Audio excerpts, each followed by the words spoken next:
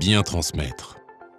Transmettre son patrimoine à son conjoint dans de bonnes conditions nécessite de se poser les bonnes questions. En l'absence de toute disposition, les droits du conjoint survivant sont différents selon qu'il y a ou non des enfants d'un autre lit. Ces droits sont alors réduits. Plusieurs dispositifs peuvent être envisagés, comme la donation au dernier vivant, la rédaction d'un testament ou encore l'assurance vie. La donation au dernier vivant. Cette donation, réservée aux époux, prend effet seulement au décès du donateur. Cet acte doit être rédigé par un notaire. Il peut être résilié à tout moment de manière unilatérale par le donateur.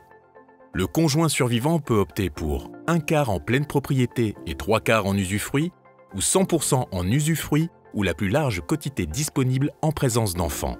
Cette quotité varie en fonction du nombre d'enfants. Un demi si un enfant, un tiers si 2 enfants et un quart au-delà. Dans tous les cas, lors de la rédaction de l'acte, le donateur peut laisser le choix à son conjoint d'opter le jour venu pour la formule qu'il préfère ou au contraire limiter ses possibilités. Le testament. Le testament est un acte par lequel une personne, le testateur, dispose de tout ou partie des biens qu'elle laissera à son décès en faveur d'une ou plusieurs personnes, les légataires. Le testament holographe est écrit par le testateur qui le date et le signe. Il peut être déposé auprès d'un notaire ou conservé par le testateur. Ce testament peut être contesté par l'un des héritiers. Le testament authentique est écrit en français par un notaire en présence d'un autre notaire ou de 2 témoins, sous la dictée du testateur qui signe ensuite le document. Le notaire et les témoins le signent également. Il ne peut être contesté. Le testament peut comporter plusieurs indications relatives aux volontés du testateur sans toutefois léser les héritiers réservataires et peut être modifié tout au long de la vie.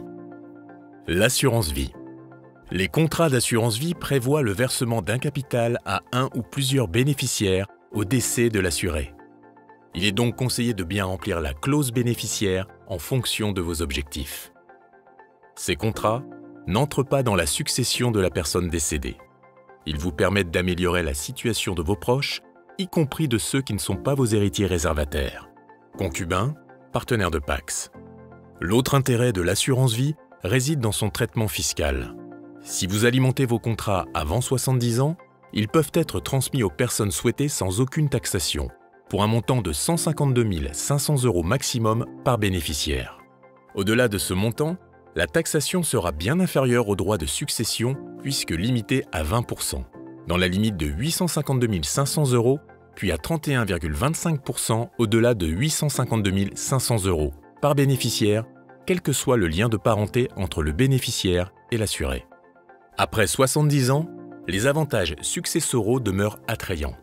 Un abattement à hauteur de 30 500 € est accordé sur les sommes investies, quel que soit le nombre de bénéficiaires, ainsi qu'une exonération de droits sur les intérêts accumulés.